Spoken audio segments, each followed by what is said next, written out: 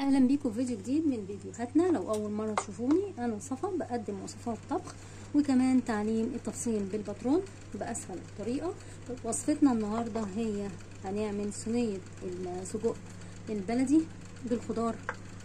مقاديرنا: معايا كيلو من السجق البلدي، معايا بصل وفلفل وكوسه. التوابل هي ملح، بصل بودر، 7 بهارات، توم بودر، شويه شطه وشويه فلفل اسود، وكمان معانا معلقه من الهريسه اللي هي عباره عن فلفل حامي وتوم. تمام كده. هجيب كده البايركس بتاعي اللي انا هحط فيه الحاجه. بسم الله.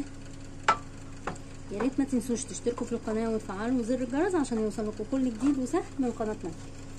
هحط كل حاجتي بقى، كل المقادير بتاعتي: البصل وكمان الفلفل والكوسه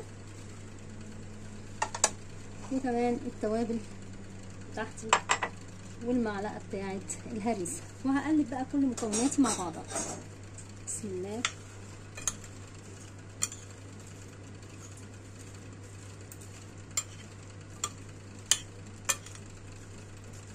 هقلب كويس، ومعايا كمان كوبايه من الصلصه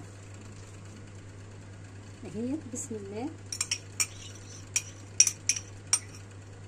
هنحطها على المكونات ونخلط مكوناتنا كويس مع بعضها، وبس كده. نحط السجق وبعد كده هندخلها في فرن. اسهل من كده مفيش. بسم الله الرحمن الرحيم اهي. نقلب ونخلط المكونات مع بعض خلطة كويسة واحطها في الفرن. سهلة وبسيطة وسريعة.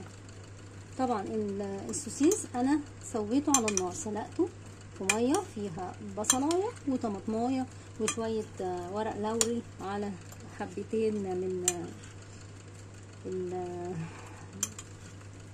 قولوا معايا الحبهان. تمام كده. وهندخلها الفرن.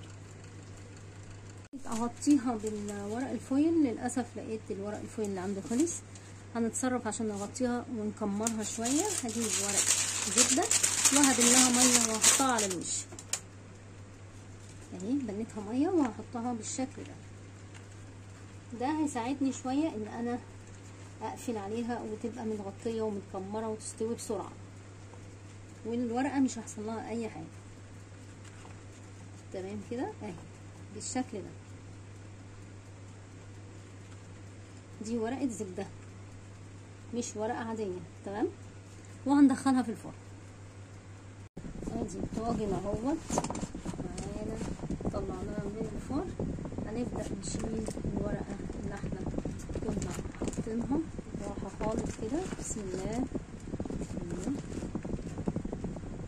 بسم الله الرحمن الرحيم. حته ورقه بس نازله هنا اهي اشيلها، وحته ورقه هنا اشيلها.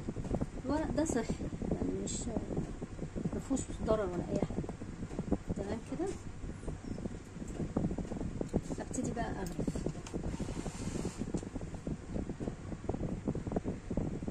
بسم الله اهو. اصبح معايا احلى طاجن او صينيه سجق بلدي في الفرن مع الخضار. ممكن كمان تتقدم مع العيش.